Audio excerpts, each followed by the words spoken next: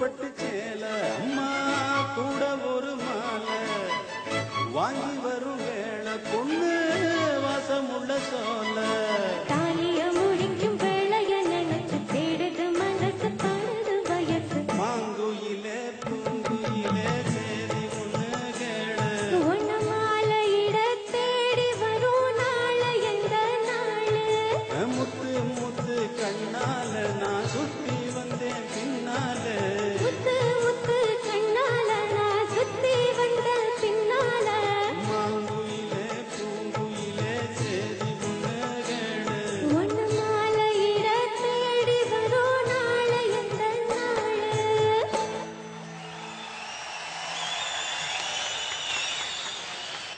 இந்த சிச்சுவேஷனுக்கு இந்த பாட்டு இப்படிதான் பண்ணணுமா இல்ல வேற மாதிரி இந்த பாட்டு பண்ண முடியாது? வேற மாதிரி பண்ணலாம், இந்த மாதிரி பண்ணலாம்.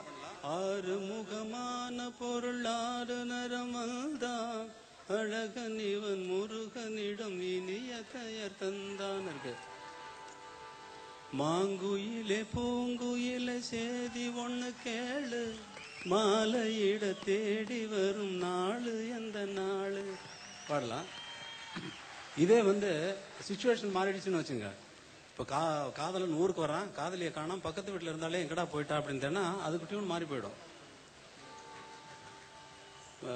மாத்த உங்களுக்கு என்ன டெஸ்ட் பண்ணிட்டு இருக்கீங்க இல்லையா? டெஸ்ட் இல்லை, நான் சும்மா டவுட் கேட்குறேன். ஐயோ உங்களை டெஸ்ட் பண்ற அளவுக்கு எனக்கு ஞானம் இருந்தா நான் ஏன் எப்படி இருக்கேன் உங்ககிட்ட எனக்கு எப்படி? மாங்குயிலே பூங்குயிலே சேதி ஒண்ணு கேளு உன்ன மாலையிட தேடி வரும் நாடு எந்த நாடு முத்து முத்து கண்ணால நான் சுத்தி வந்த பின்னால மாங்குயிலே பூங்குயிலே சேதி ஒண்ணு கேளு போடலாம்.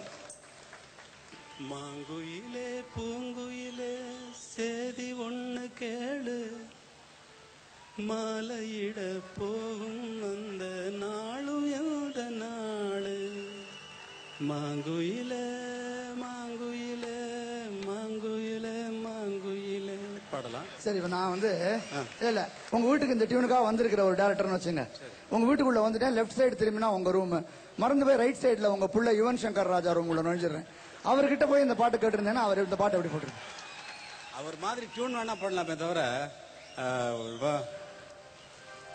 மாங்குயிலே பூங்குயிலே சேதி ஒண்ணு கேளு ஒன்ன மாலையிட போகும் அந்த நாளு எந்த நாளு முத்து முத்து கண்ணால நான் சுத்தி வந்த பின்னால பின்னால பின்னால மாங்குயிலே பூங்குயிலே சேதி ஒண்ணு கேளு ஒன்ன மாலையிட தேடி வரும் நாலு நாலு நாலு நாலு நாலு நாலு நாலு.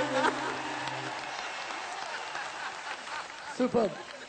இவங்க வீட்லயே ஒரு மியூசிக் ஃபேக்டரி இருக்கு. 2 மகன்கள் இசையமைப்பாளர்கள், ஒரு மகள் பாடகி. சோ ஒரு மியூசிக் ஃபேக்டரியில இருந்து தான் அவர் வந்திருக்காரு. சோ கவிஞர் அவர்கள் இங்கே வந்திருக்கிறார்.